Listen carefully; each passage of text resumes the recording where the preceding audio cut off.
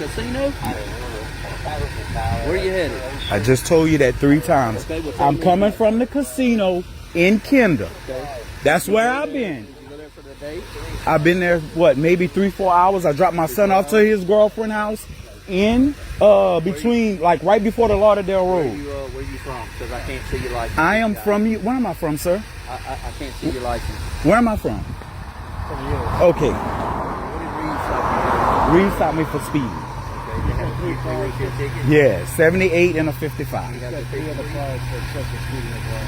Okay. And 2 cancel plates in the car. Okay. You have the ticket we can look at? No, I have it. I left it with his girlfriend, mama, so she could get it fixed for me. Okay. And can I see the rental thing again real quick, please? Hold on. Gotta do call enterprise because I'm not calling them. I'm not getting in no trouble. Y'all not shooting me out here. I got my son in the car. I'm sorry. No. Do what y'all have to do. Y'all the police. If you need to make sure that the car is not stolen, the rental is not stolen, you make the call. I'm not doing it. I'm sorry. Now they trying to say I stole my rental car? Man, where they do that at? In Basil.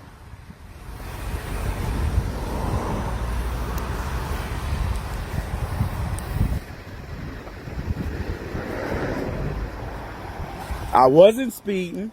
They trying to say that I was driving too slow. And I was driving all over the road. I'm not drunk. I don't drink.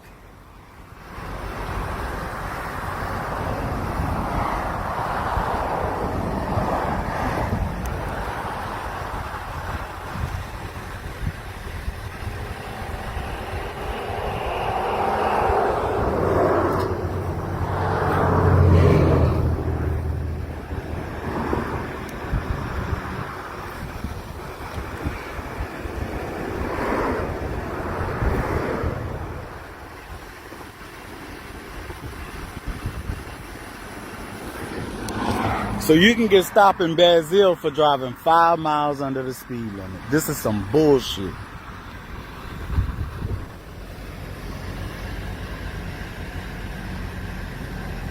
Then they say I stole my rental. Oh, fuck.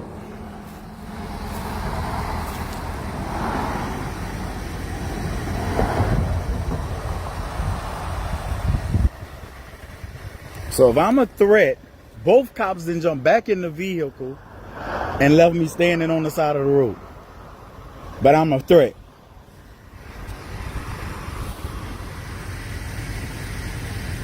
I guess I'm gonna sit here, I'm gonna stand out here for 30 minutes. Maybe an hour, because I've already been sitting here maybe 10, 15 minutes.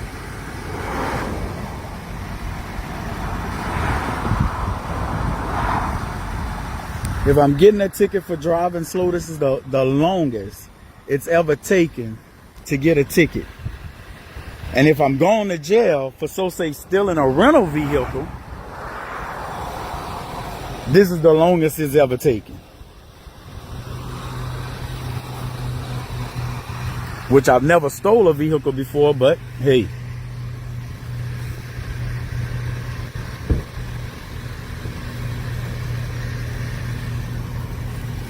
Called the rental company, and they verified that it's been extended. You couldn't provide the information. Reeves, was it a chief or who stopped you? It was a little regular cop. Wasn't a chief of police? Nope. Okay. You know what his member of his name? No.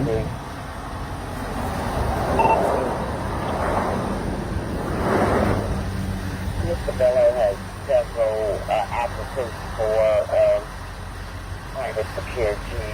Correct. Private security. Yep. Gambling. There's only one arrest for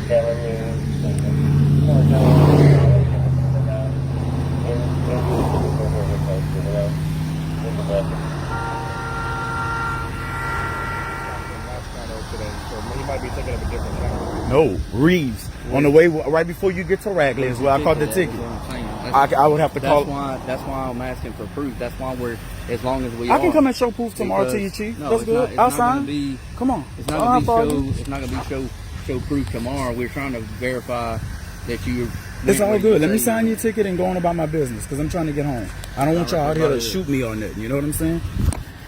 Because you, as soon as you couldn't even remember you had my driver's license. So I get stopped for a fucking ticket for improper lane usage, and that ain't even why he stopped me. He told me I was fucking driving too slow. These motherfuckers here. Ah. Thank y'all for tuning in. I'm out. I guess he might stop my ass again for not using my signal. He couldn't get us on nothing else, so he gonna say improper lane usage. Y'all have a good day.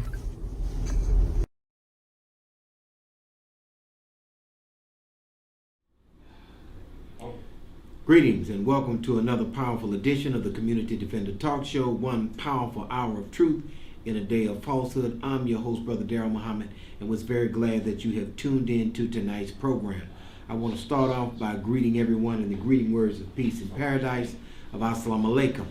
I want to also say to all of those of us who are fasting in the Muslim world, a Ramadan Mubarak.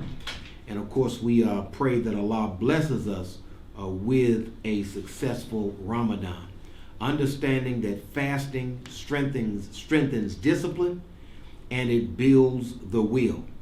And in order for us to, as righteous people, overcome the wicked, we must have a strong will to overcome the wickedness of this wicked world.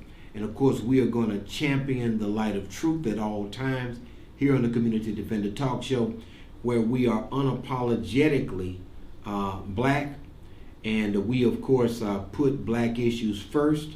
That's not to say that we are not concerned about other issues, but black issues have to be at the top of the agenda. And as a doctor who would have patients in an emergency room, if he had a person that had been shot in the chest twice and a person who had a broken pinky finger, both of those people are in pain. And sadly, the one with the broken pinky finger may be conscious and may be hollering louder than the person that's been shot in the chest. But the doctor knows to prioritize the gunshot victim because their situation is a much dire situation where they have to attend to that situation and give greater care and concern to the person with the greatest injury. And as black people, we are the people with the greatest injuries from being under a white supremacist society. We have the greatest injuries, and so all of us should focus on the most critically wounded patient, which is the black man and woman of America. And we are so grateful that God Almighty is the doctor. We just have to, as black people, be willing to take the prescription. I said God is the doctor. We as black people just have to be willing to take the prescription. Now, of course, I had a number of discussions leading up to tonight, leading up to this wonderful, blessed day of Ramadan. And I had discussions with the brother director about the various things that are going on. And in truth, brother and sister, what we need is we need about 2 hours, 5 days a week to really adequately cover everything. There's so much going on. There's so much that our people need to be awakened to. But we do the best we can with the time that Allah has blessed us with. We are here at the Community Defender to serve the public with information, to serve the public with a perspective that has a divine foundation on it. And as God is a God of justice, the Community Defender Talk Show must be a television show of justice. And as you know, justice is predicated on truth. Now, it is not enough, brother and sister, to know the truth. It's not enough to know it. You have to have the courage to speak it and then the character to live it. I'm going to say it again. It's not enough to know the truth. You must have the courage to speak it and the character to live it out, to live out its principles. And that's a hard job, especially in a world of falsehood. Now, recently, the Honorable Minister Louis Farrakhan spoke at DMX's funeral in New York. He spoke via video conference and got a standing ovation. And many people had very good things to say about the encouraging words of the Honorable Minister Louis Farrakhan, which you can go on finalcall.com and you can read everything the Honorable Louis Farrakhan said at DMX's funeral to his children, to his supporters, and to the entire community. Words of wisdom. Unfortunately, members of the Jewish community want to tell you who to love. They want to tell you who you should admire. And as Brother Abdul in the city of Chicago, our national mosque, gave a wonderful lecture where he showed from history that every leader that has truly been for us was vilified in the white press. Every single one was vilified. They used the NAACP against Paul Robeson. They used various ones of us against the other. And one of the things that he points out was that when somebody asks you about Minister Farrakhan, the first thing you say is, I don't agree with everything he says. That's the first thing that a Negro will say. Oh, I don't agree with everything he says. But if you love a person, is that the first thing that's going to come out your mouth? Like if I ask you about your mama, I say, hey, how's your mama? What do you think of your mama? The first thing that comes out of your mouth is not going to be, well, I don't agree with everything. I'm not going to say, well, I don't agree with everything Vieta says. No, I'm going to talk about the goodness of my mama. I'm going to talk about how my mama taught me how to write my name, how she put her hand over my hand and helped me to form my first D in Daryl. Then she went to A. I'm going to talk about how she told me about the different food groups and how to eat nutritiously. She said, when you grow up, you're going to need to know how to prepare yourself a nutritious meal and those things that she didn't just cook for me. She taught me the science of why she cooked what she served. I'm going to have so much to say about my mother until whatever we disagree on, it's going to be a long time before we get to that. Why is it that when the Honorable Louis Farrakhan is brought up, the first thing y'all say is, I don't agree with everything he said? To distance yourself to please white folks. Because you know that Farrakhan is not endorsed by the white man. And because he's not endorsed by the white man, you can't let white people know that you have an admiration for him, lest they put some heat on you, and you're not courageous enough to stand up to the heat. And as long as you are a punk, you will never be free. Punks never get free. Do y'all know that? Punks never get free. Anybody will tell you in jail, if you are one of those kind of weak men, you're going to always be up under somebody who's more masculine, who's over you. And it's not going to be a pretty sight. And that's the way black folk have been. As long as we are weak, need people, you're not going to get free until you challenge the forces of your enslavement. And if you bow to the forces of your enslavement, you will forever be enslaved. Because to bow to the enslavement is to continue the enslavement. I wish somebody was listening on this blessed day of the holy month of Ramadan. Now, here's what I'm going to lay out here for you. Because we can't have weak-kneed leaders. Leaders who won't point the enemy out. That's the reason why you have such a treasure in Lafayette. You have a conscious community that loves black folk right here in this area. New Iberia, this whole Acadiana area is full of revolutionaries. Now, it's got a lot of Toms too now, and Thomasinas. Now, we got to be real. But you got some revolutionaries that are going to point out what's going on to at least keep the people engaged. So you're very, very blessed in this area, and I hope that you understand the treasure that you have. Now, moving right along, and of course we're going to be talking about criminals with badges. Criminals with badges. But I wanted to mention something that Tim Scott said, the senator who gave the opposition video to the address that Joe Biden gave. And Joe Biden, of course, is running for re-election already. Joe Biden has signed an executive order for transgender people. They've also passed a law to stop Asian hate. But the biggest discrimination is discrimination against black people. So you bypass your biggest problem to deal with men in dresses. You want to make sure they can still wear their dresses, which that ain't something the black community needs. It's not about hate, but we don't need men in dresses. We need men in the home, raising children and living with the women that they have made the children with. I'm going to say it again.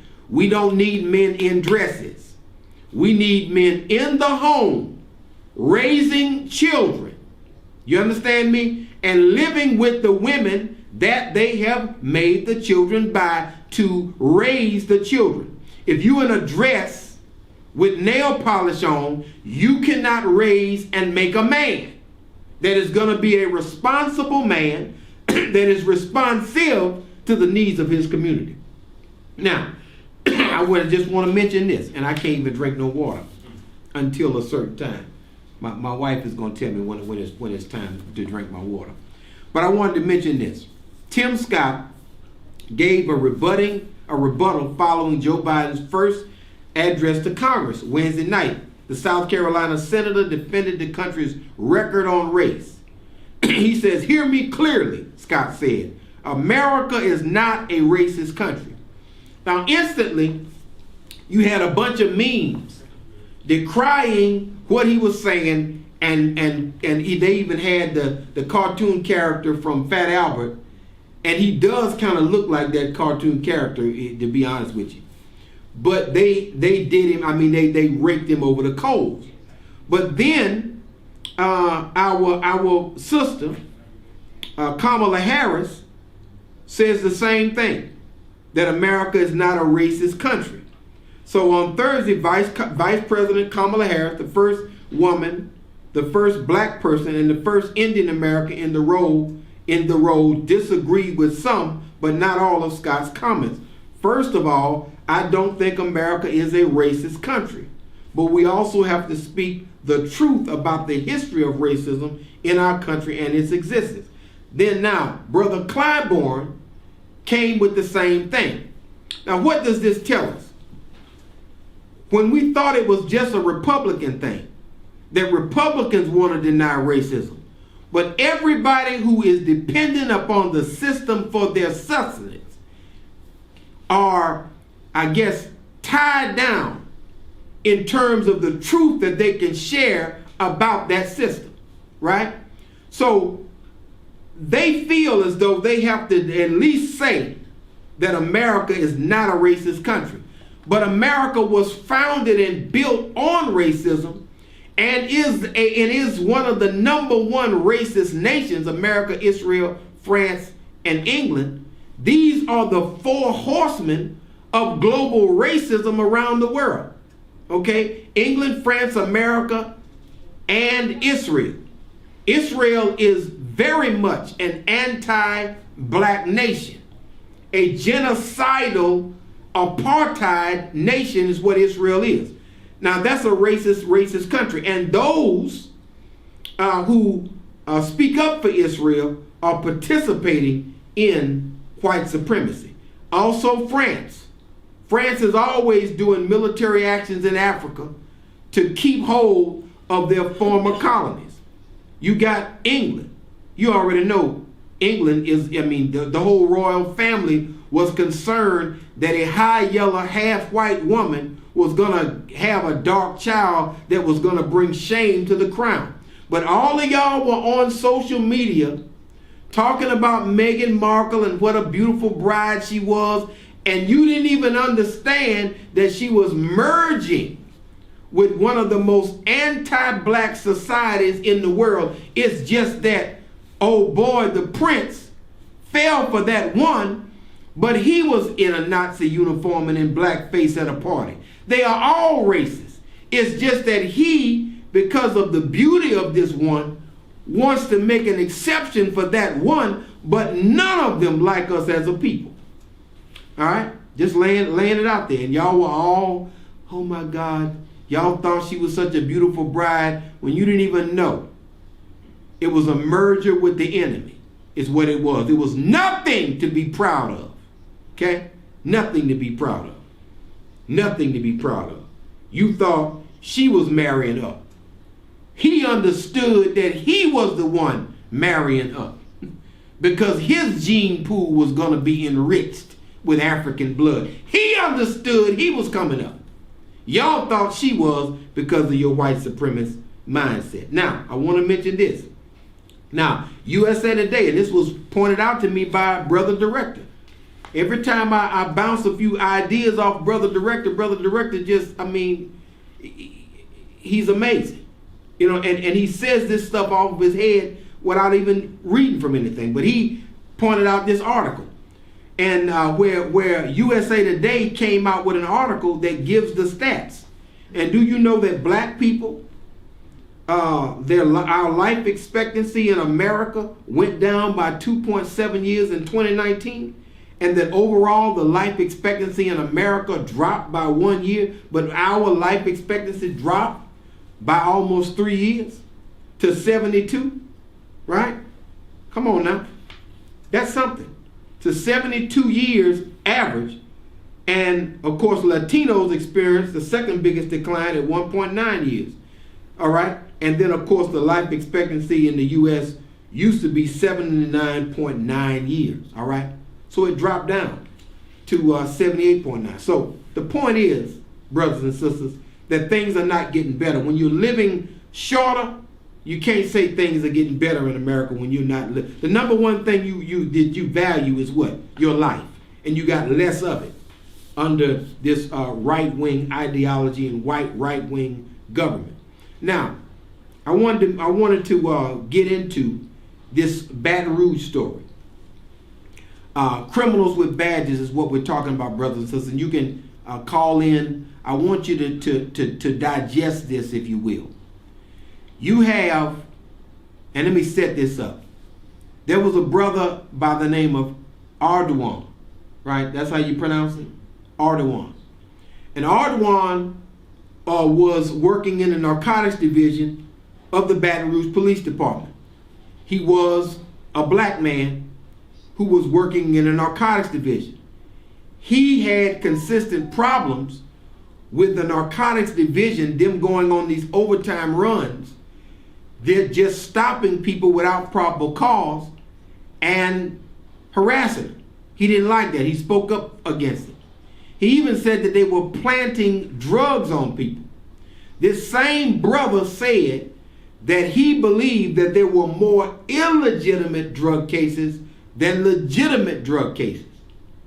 They have thrown out, I think, 700 drug cases. All right. Now, years ago, brothers and sisters, when Brother Oscar and I, the former co-host of the Community Defender, a brother who is continues to be a great inspiration. That brother, when we hosted the Community Defender, hold on just a second, caller.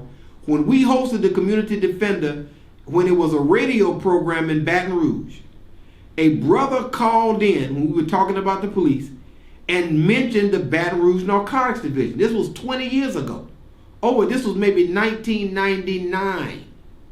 Okay, maybe 98. He calls in and says, the Narcotics Division is dirty. They carry their own dope with them, and when they stop you, they plant the dope on you and then charge you falsely with drugs. This was something that was said over 20 years ago. Now, this brother, he's only been on the force for 12 years. And they told him if he didn't like it, he could just transfer out. Well, before he was able to transfer out, to undermine his credibility, they did a sting on him. They sold him merchandise with a confidential informant that was under his co-worker, who he was accusing of doing dirty things in the narcotics division, who literally went in, according to the warrant and according to the charges, went and stole drugs out the evidence room. Jason Acree. So these people are dirty, and they've been dirty for years. Now, the Baton Rouge Police Department union has billboards telling you all kind of things. Back the badge, not the criminal. Well, I would say to the union, your people are the criminal. Your people are what happens when the person with the badge is the criminal, who is then incriminating innocent people. This brother said that there were more illegitimate cases. He's spoken to the FBI. We're going to try to get him on the program. Right now, he literally resigned because he did not feel safe around the police. Right? Okay, you got the video. I'm going to go ahead and take this call, and then we'll run that video, Brother Director. But I thank God for the Brother Director we have. Let's go ahead. Go ahead, call you on there with the Community Defender. Yeah, this is a great topic that you have, Brother Daryl. And I feel that you're doing a fantastic job articulating this information. I think that every black person needs to hear it, especially the young black person about these criminals with badges. You know, I experienced this 2 months ago. I was arrested for something that was so petty, so petty that when I went to court, the judge looked at me and I could have seen the expression he gave me. He didn't say it, but in his eyes, it was like, I can't believe they arrested you for this stuff. And he was like, you don't have any business really in our courtroom. Just go out and pay your fine, And I was like, that's what I wanted to do, but the prosecutor and forced me to come to court and stuff. And then when I come to find out, it's like everything they arrest you on, it costs money. I couldn't believe it. I was like, man, if you do this particular crime that they say that the police say you do, you have to pay money. You have to pay money to you need to application to talk to a public defender. You have to pay money. And when the cops arrest me, it's like, well, they always ask you, are you working anywhere? You have any job and stuff? And even when you tell them no, they still arrest you knowing that you can't pay your fine. So you wind up going to jail. Then you have to have your family members. They try to scoop up money to try to bail you out.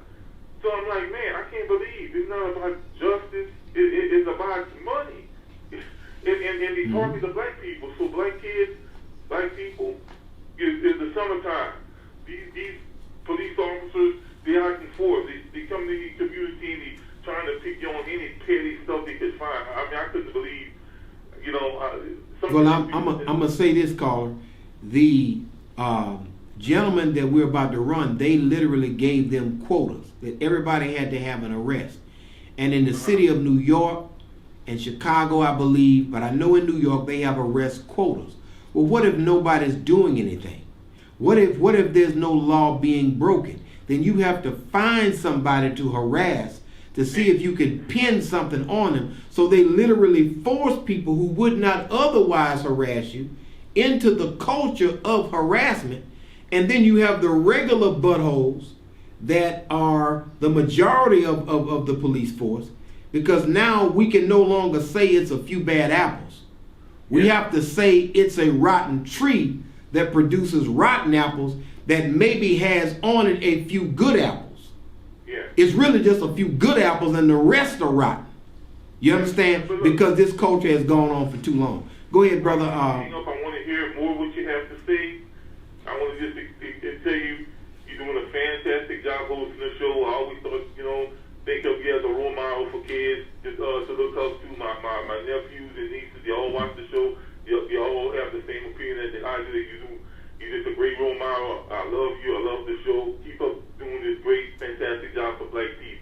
Thank you, Have a my great brother. night, man. Love you too, my brother. That's why we do what we do. Now, go ahead, brother director, and run the clip so that the people can hear from this brother who was on the inside in the narcotics division in Baton Rouge. His claims are both shocking and disturbing. Jeremiah Ardwan says he raised concerns about stopping black citizens without probable cause last year. There's a term for it called snapping, where narcotics officers focus on random people for no reason. Why were they doing it? He says they were mandated to make at least one arrest per shift, a quota system that he says was verbal and won't be found on any written paperwork at BRPD. They would take your overtime from you. Jeremiah Ardwan's law enforcement career is over. Tonight, he says he's tired of defending wrongdoing and cover-ups, and it's time to tell the truth. The truth is exactly what he says he's telling now after losing everything. And it's the same story he says he also told the FBI. I'm here because I need to share my story. You know, a lot of people have painted a picture that I was the person who was doing wrong, but ultimately I had been standing up to do the right thing, and a lot of people don't know that. A lot of people don't realize that I've been speaking up for this wrongdoing for quite a while, and it's time for me to share my story. That story begins 4 years ago when Ardwan says he applied to be a part of the respected Baton Rouge Police Narcotics Division.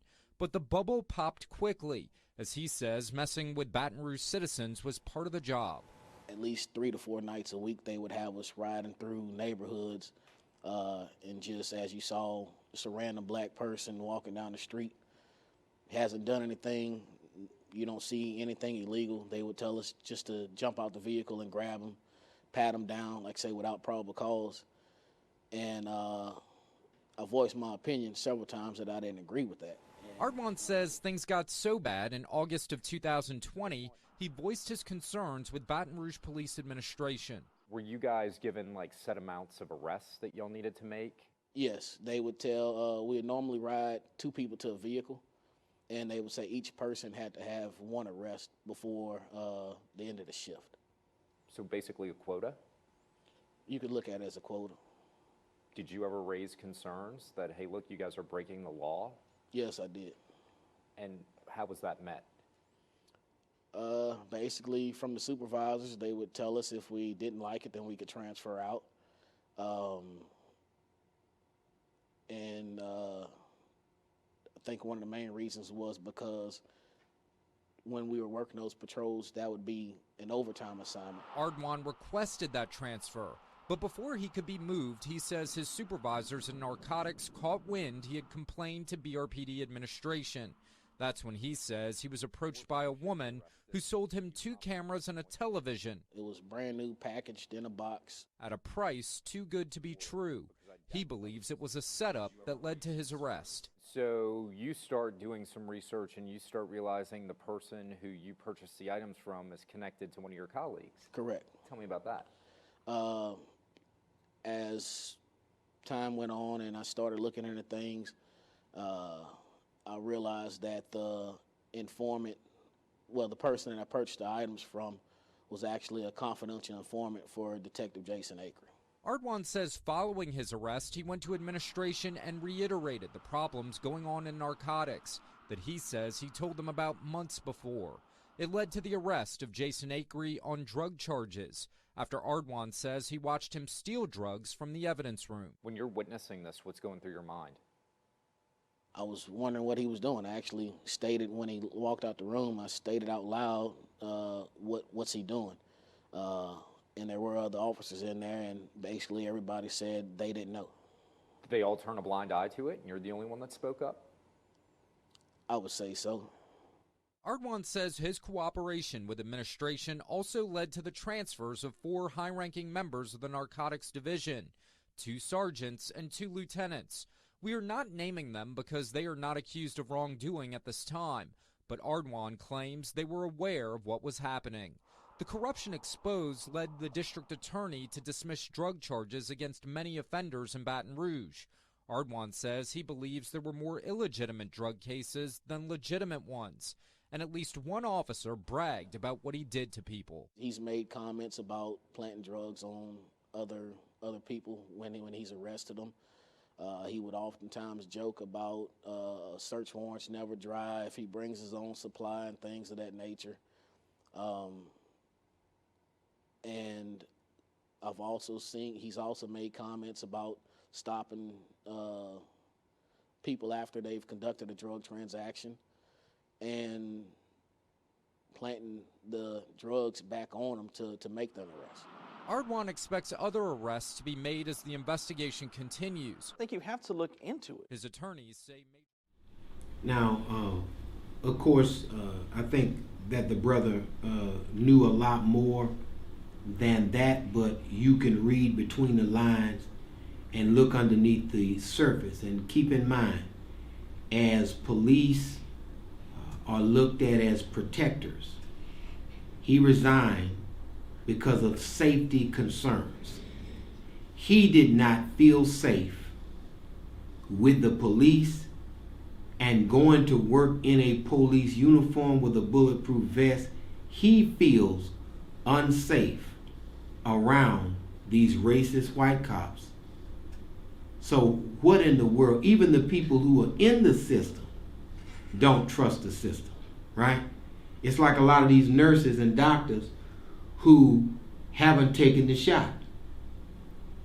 You know, I talked to a nurse and said, "Did you take the shot?" She said, "I ain't taking that. They made it too fast. They're promoting it too hard. Something is up with it. I don't trust it." You know, right?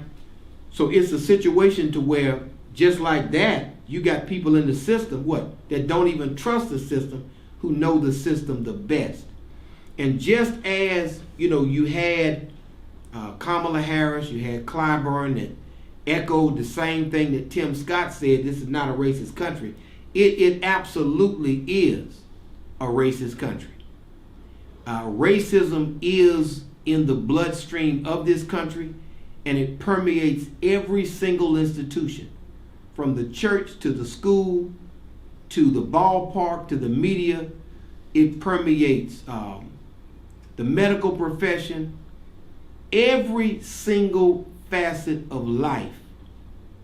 Racism is a part of it. And those who are in the system feel like they have to perpetuate the lie that America just has a few things it needs to correct. No.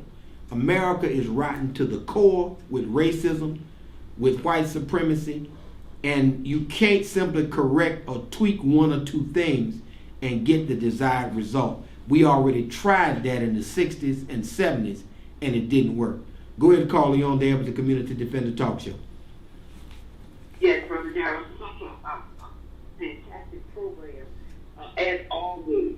I wish the Rouge evidently got the program from the New Ideas Nigeria, Louisiana, because that's the same thing that they got. Say that again, caller. You were breaking up, and I want the people to hear you. Now go ahead, caller. You say Baton Rouge stole the playbook book from New Iberia. You said. Oh yes, Baton Rouge. The capital didn't have to steal it; it was probably handed out for them. But Baton Rouge, New Iberia, Louisiana, under that good bastard, Lewis Allen.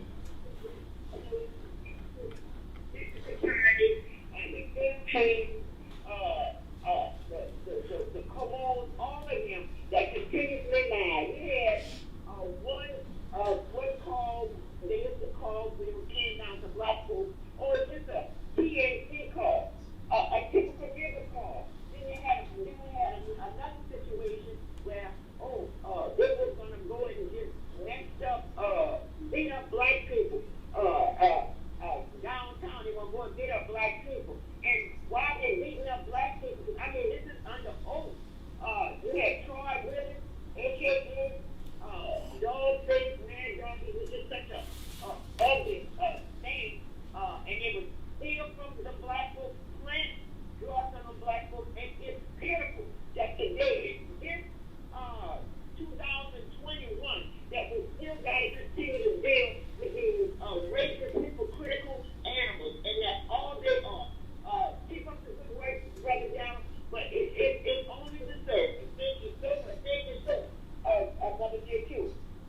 Absolutely. Thank you, ma'am. And the caller was reiterating that all of this was in the testimony in the Lewis Ackel trial, where they admitted under oath to planting drugs on black people in Iberia Parish in New Iberia. So just understand that this is a phenomenon that is what we call pervasive, ubiquitous, universal. In other words, they're doing it everywhere. All right, and you and I need to know that these things are going on. And of course, it was happening in Dothan, Alabama, where they were on film planting drugs on people. In Philadelphia, some years ago, it didn't take but a few days of them following these cops where they found that they were doing these kind of things. And more often than not, there was a lady who recently wrote a book, last name Tate. What's her name? Danita Tate, who was in one of the articles in my news app, who just so happened to pass by the house and drop off her book. And she said that they planted drugs on her, and she got a 30-year sentence, and later on she was able to get out of it because the prosecution called her back in and of course let her out. So they must have known for quite some time that there was some pretty egregious violations of people's rights going on, where they were literally planting dope. And it was one of those cases where the police report and the testimony didn't match. And even though you were able to impeach the witness with the fact that the report didn't match the testimony they were given, the jury, which often consists of people who don't understand us, white people, that jury still ruled in the favor of the prosecution. That happens too often because there's really no objectivity in the criminal injustice system. And when you look at this sister, who they filed all these motions to take her total docket away because she saw the flaw in what they were doing, that they were using the habitual offender law against black defendants almost exclusively. And when she called their attention to it, they literally filed motions to take every case out of the court of a duly elected judge. Now this enemy is going to oppose good at every turn. Listen to what I'm saying. This enemy is going to oppose good at every turn. Anything that is good, they are going to go against it. You know, it was good that black people turned out in droves in Georgia, and they were able to elect 2 senators. They were able to flip the state of Georgia in the direction that they wanted to flip it in. But what happened after that? Opposition to that good, to where you will go to jail for giving an old lady who's waiting in line a bottle of water in Georgia. And they're doing the same thing in Florida, criminalizing giving somebody a snack while they're waiting in line with lines. And it's only in our community that it's going to be like that. Understand, they do not intend to be fair. And that's why we have advocated, we have not advocated the integrationalist policy, because you can't integrate with somebody that don't want to be with you, that doesn't want to treat you right. If you are living with a woman who's trying to poison you, she might be your wife, but you better leave that house if she's trying to poison you. And that is what the situation that black people have been in. We have been living with people who are trying to take us out, okay, at every turn. Now, I wanted to mention this, and we got so much material. Keep in mind, this material, you're talking about Andrew Brown, the brother who was shot on the East Coast. Where was he shot at? Because there's so many shootings. North Carolina. Elizabeth City, North Carolina. Elizabeth City, North Carolina. They won't release what? The body cam footage. They won't release the footage. Now, we fought hard for body cam. We need body cam, we need dash cam. We need to monitor what these police are doing. We need to hear everything. Well, now they have the technology where in real time you can see everything, and then a judge comes and blocks it. The same thing that happened right here in Lafayette. Judge blocking you from getting the information after you fought to have access to it. Every time something good occurs, the evil-natured ones will oppose that good every time. That's how you know you're dealing with the enemy of God, because everything good, they fight to dilute it or to shut it down altogether. And this brother has lost his life. We're told he had his hands on his steering wheel and he was shot in the back of the head. He was shot by numerous officers. He was murdered, executed, supposedly executing a warrant. Just understand, you don't live with friends. And I know Kamala Harris feels that she has to tiptoe and tap dance, but here I know that Tim Scott feels as though he needs to appease the Republicans. I know Brother Clyburn feels as though, hey, he's got to go along with the party line. But here at the Community Defender, we're going to give it to you straight. America is a racist nation, and she should be spelled instead of with a C. There should be 3 K's where the C is, and that's why over the years we have spelled it like that, because that's the mentality. I want to mention this former Georgia sheriff deputy. Says he wanted to charge black people with felonies to prevent them from voting, court documents show. I'm going to read some of the article. You just can't make this stuff up. You know, people there are white people who have called in threats and done all kind of things over the years, but you all, the white community, the racist community, I should more accurately say, is giving us all of our material. If you want us to stop talking about it, stop doing it. But you continue to give us more and more to talk about. And as I said before, to cover everything, we would literally have to, we would need here at the Community Defender, we would need 2 hours every day, really about 7 days a week. Now, I want to read this story right quick for the viewing audience.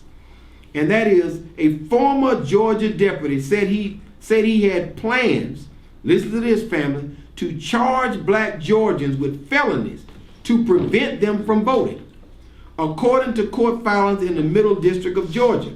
And it says Cody Griggers, 28, pleaded guilty on Monday to 1 count of possession of an unregistered firearm. He was fired from his position in November of 2020 after FBI investigators messaged the Wilkinson County Sheriff about an investigation into Griggers.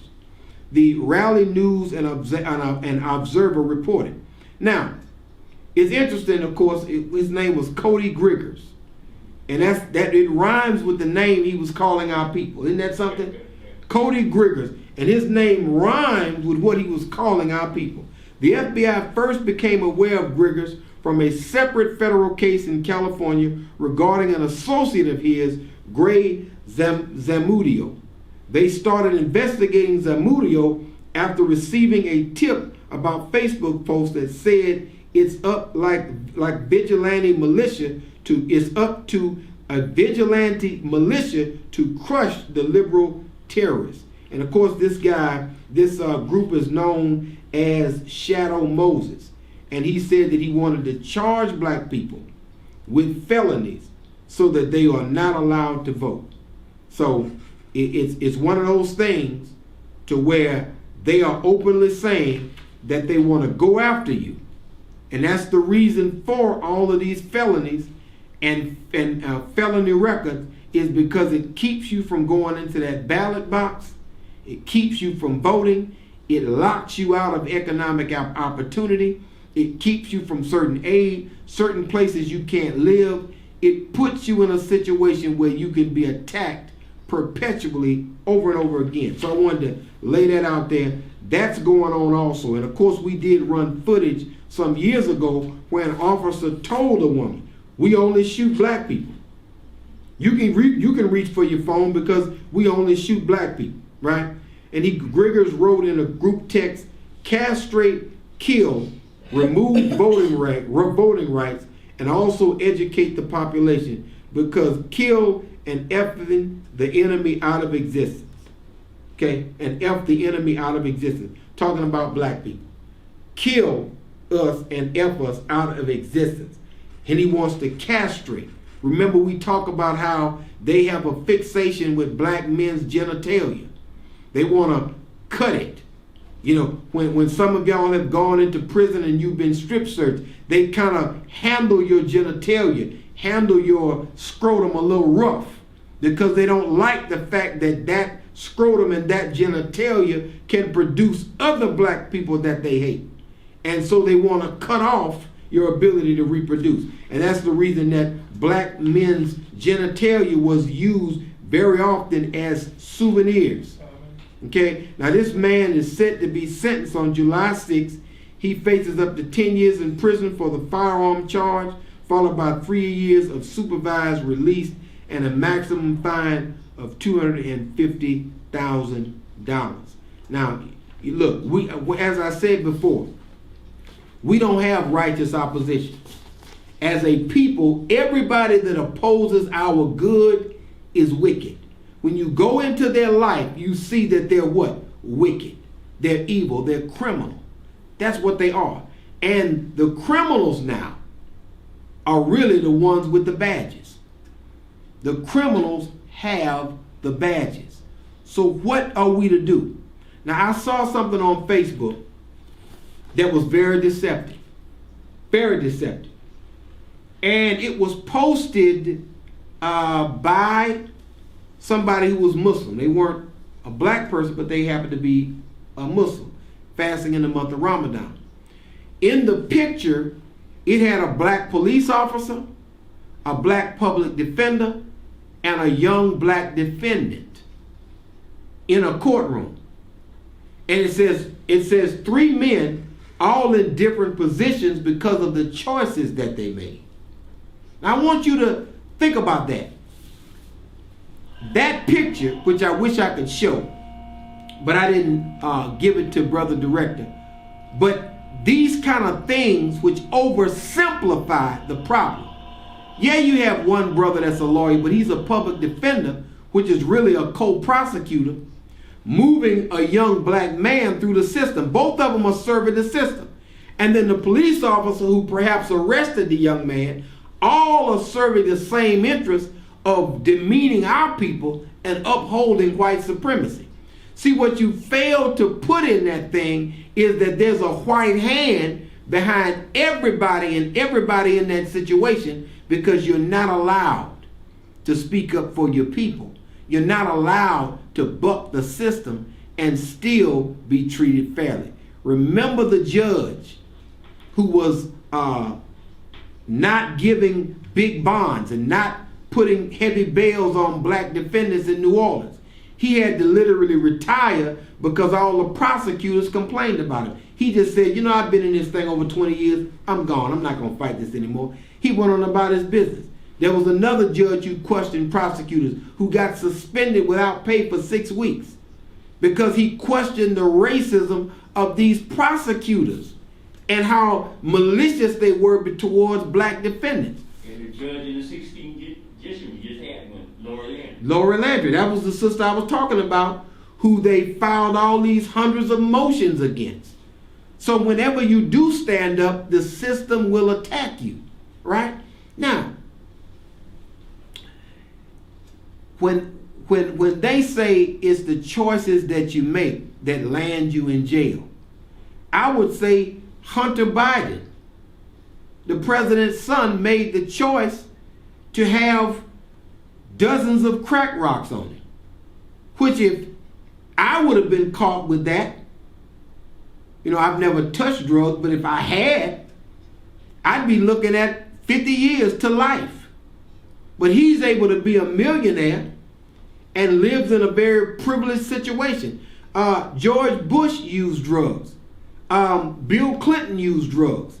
And even Barack Obama used drugs when he was at Columbia. It's just that he never was stopped and frisked during the time when he had the drugs. Had he been caught with the cocaine that he wrote that he used, he would have had a felony and would have never been able to be president. So all of the last presidents have all used illegal drugs. And remarkably, the one man who didn't drink or didn't do any drugs was the crazy man by the name of Donald Trump. The other ones drank, did drugs. Can you believe that as stupid as Donald Trump is, he was drug free? He was naturally like that. and he did not drink alcohol, which is unusual for somebody to govern as a drunk man and don't drink. Now, how long do we have, brother? 2 minutes. 2 minutes. Now, I want to get back on what we were on in the beginning. You can't have weak-kneed leadership that is disloyal and really black leadership that really is following white people. See, if a leader does not point out for you a different course other than the course that your enemies are taking, then he's not really a leader of black people. If he's trying to tell you to work with the system that has destroyed you, work with the criminal injustice system that has imprisoned you, that is not a black leader. That is a follower of white people that is perpetrating a fraud of being a leader of our people. I just wanted to lay that out there. And so I want to thank everybody for tuning into the Community Defender Talk Show. I think we were able to cover a lot, and we have a lot more to cover in the coming weeks. May Allah bless you as I greet you in peace. Assalamu alaikum, and Ramadan Mubarak to the entire Muslim community. Have a great Ramadan.